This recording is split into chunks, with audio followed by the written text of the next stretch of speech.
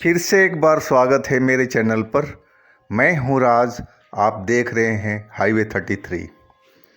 दोस्तों, आज की जो कहानी है ये उत्तराखंड की है, देहरादून की पास की। और ये कहानी है सुरेंद्र जी का और अजीत का। सुरेंद्र जी ट्रक ड्राइवर हैं, ट्रक चलाते हैं। और ये घटना इन्हीं के साथ में हुई थी, इनके साथ में और उनका जो असिस्टेंट था अजीत के साथ में। लगभग 10 साल पहले की बात है। तो चलते हैं इनकी कहानी में। लेकिन दोस्तों, आपने मेरे चैनल को सब्सक्राइब नहीं किया है तो कर लीजिएगा, धन्यवाद आपका।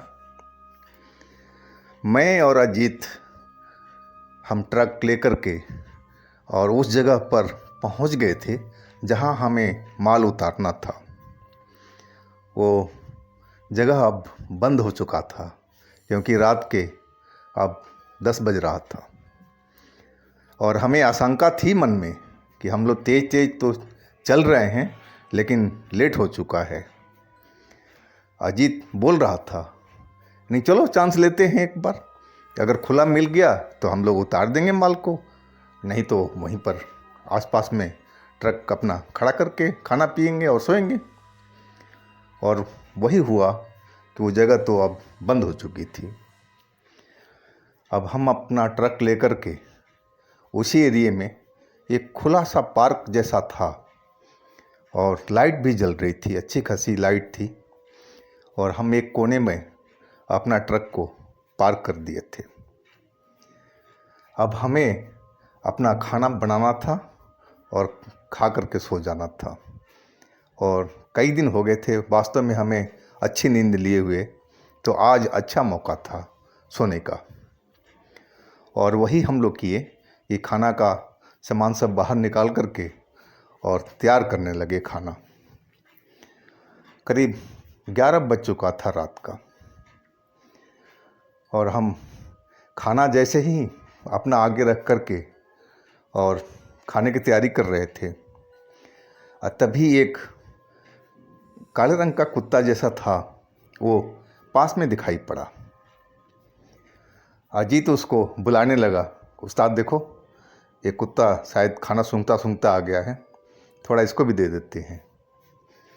मैं कुछ नहीं बोला और वो बुलाने लगा उस कुत्ते को आवाज़ दे करके। वो कुत्ता थोड़ा दूर पे ही था, शायद डर रहा था आने में हमारे पास में, कहीं हम लोग उसको धुतकार न दे, भगा न दे। और वहीं से खड़ा खड़ा वो देख रहा था। मैं रोटी खाने लगा था, मैं उस पर ज़्यादा ध्यान नहीं दिया। लेकिन अजीत उसको बार बार बुला रहा था तो मेरा बरबस ध्यान उस कुत्ते पर चला गया। मैं देखा, यकीन मानो कि मेरे हाथ से निवाला छूट चुका था कि उस कुत्ते का जो आंखें थी एकदम लाल लाल सा नज़र आ रहा था। अब मैं तो देख करके एकदम कांप गया था। मैंने बोला, अजीत अजीत क्या कर रहा तू, किसको बुला रहा है, जल्दी से खाना समेट और चल ट्रक के अंदर। अजीत कुछ समझ नहीं पा रहा था, लेकिन मैंने तो फटाफट खाना अपना, रोटी कागज़ में ही था हमारा सब कुछ, हम छोटे छोटे बर्तन में खाना खाते थे, ज़्यादा बर्तन का इस्तेमाल तो करते नहीं थे। तो रोटी तो हमारा कागज़ में ही था, रखा हुआ था, और एक कटोरी में दाल था। और दोनों चीज़ उठा करके मैं ट्रक के अंदर घुसने जा रहा था। तब तक तो देर हो चुकी थी और जो वो कुत्ता था वो एकदम अजीत के पास पहुंच गया था। मैं देख रहा हूं कि वो बिल्कुल पास में आ चुका है। अब मैं चिल्ला भी रहा हूं, अजीत भाग वहाँ से, भाग वहाँ से। लेकिन अजीत जैसे फ्रीज हो गया है, वो कुछ ना बोल रहा था, ना हिल रहा था, ना डुल रहा था, ना भाग रहा था, अपनी जगह पर बैठा हुआ था। अब मैं चिल्लाए जा रहा हूँ, अजीत भाई जल्दी से भाग वहाँ से, वो कुत्ता नहीं है, वो कोई राक्षस है, कोई भूत है। और लेकिन शायद अजीत पर हमारी बात का कोई असर नहीं हुआ था और वो जो काला कुत्ता था अब एक आदमी की तरह, इंसान की तरह बन चुका था, लेकिन साए में, एक परछाई की तरह, और अजीत के पास में खड़ा हो गया था। मैं अब समझ नहीं पा रहा था कि मैं कैसे क्या करूं, कि मुझे कुछ ज़्यादा इसके बारे में कोई जानकारी नहीं थी, न कभी ऐसे लम्हों से पाला पड़ा था कि मैं करूं तो क्या करूं, अजीत को कैसे मैं बचाऊं और कैसे उसको वहां से निकाल के ले आऊं अपने ट्रक में। अब मेरे को कुछ समझ में नहीं आ रहा था और वो जो परछाई था वो उसके पास में खड़ा हुआ, अजीत के पास में, और एक टक अजीत को घूरे जा रहा था। और अजीत एकदम बैठे बैठे ही और फ्रीज हुआ पड़ा था। लग रहा था कि जैसे अजीत एक मिट्टी का पुतला बन चुका हो। अब मैं सीधा ट्रक में अपना जो गंगा जल रखा हुआ होता है पूजा करने के लिए, वही हमने उठा लिया और सीधा मैं भागता हुआ अजीत के पास पहुंचा और वही गंगा जल मैं अजीत के ऊपर में और छिड़का था और साए के ऊपर में। साया तो गायब हो चुका था, लेकिन अजीत वहीं पर नीचे गिर गया था ज़मीन पर। अब मेरी तो डर के मारे बुरा हाल था और मैं तो एक चांस लिया था कि देखते हैं शायद गंगा जल काम करे। ये कई लोग बताते हैं कि गंगा जल में बहुत शक्ति होती है और वो शक्ति मैंने आज देख लिया था। लेकिन अजीत तो एकदम ज़मीन पर बेहोश पड़ा हुआ था। अब क्या करें हम? एक डर सता रहा था कि शायद वो दोबारा भूत कहीं हम पर भी ना हमला कर दे, लेकिन वो भूत गंगा जल के गिरते ही गायब हो चुका था। अब मैं दोबारा से गंगा जल और अजीत के ऊपर में डालने लगा था। अब उसके मुंह को खोल करके और उसमें कुछ बूंदे उसके मुंह में डाला गंगा जल को और ज़ोर ज़ोर से उठाने लगा था।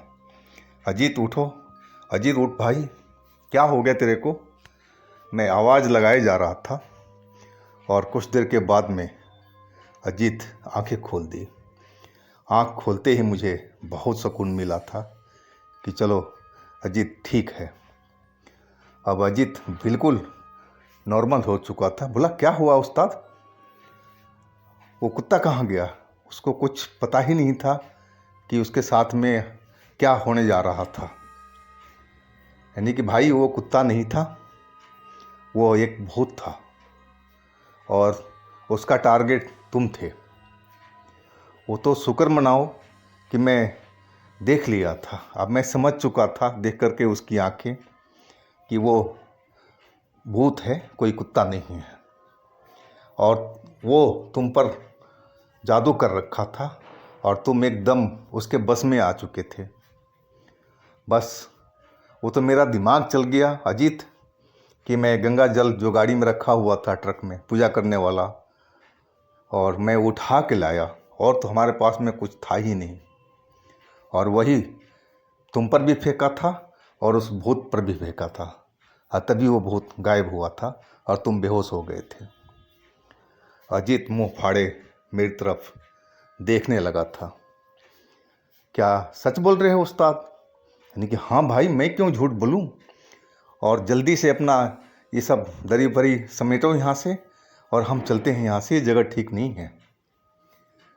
अजीत मेरी बात सुन करके सही में डर चुका था। यानी कि अब डरने की ज़रूरत नहीं है, तुम सारा सामान समेटो, बर्तन भांडा, स्टोव सारा इकट्ठा करो, हम मेन रोड के साइड में चलते हैं और सुबह में हम आएंगे इस एरिए में जहाँ हमें ट्रक खाली करना है। इस जगह पर हम रुकेंगे नहीं। और वही हमने किया और जल्दी जल्दी से वहाँ से अपना ट्रक निकाल करके हम मेन रोड पर आ गए थे और सुबह तक इंतज़ार किया। नींद तो दूर हो चुकी थी हमारी। डर ही लगा रहता था कि कहीं वो भूत फिर ना अजीत पर हमला कर दे और कहीं ट्रक के आसपास में हो। तो इसलिए मैं रात भर सतर्क रहा था। जब सुबह हो गई थी, 4 साढ़े 4 बज गया था, तब जाके मुझे हल्की फुल्की नींद आई थी। लेकिन 7 बजे हम फिर उठ गए थे और ट्रक लेकर के उस जगह पर पहुंच गए थे। लेकिन वो जो गोदाम वाले थे वो बोले कि 9 बजे तक आपका ट्रक खाली होगा। फिर हमने उन जो चौकीदार थे उनसे हमने पूछा भी था और रात की घटना को बताया भी था कि ऐसे ऐसे हम लोग के साथ में हुआ था। बोले भाई ऐसा कुछ तो नहीं है। तो यानी कि सर हम तो भुगत चुके हैं यहाँ पर। बोला भाई अब क्या बोला जा सकता है, कि हमने तो ऐसा कुछ आज तक नहीं सुना है। हवा चीज़ है, कहीं भी आ सकती है, जा सकती है। भूत प्रेत को कोई रोक सकता है? वो एक जगह तो कभी रहते नहीं हैं।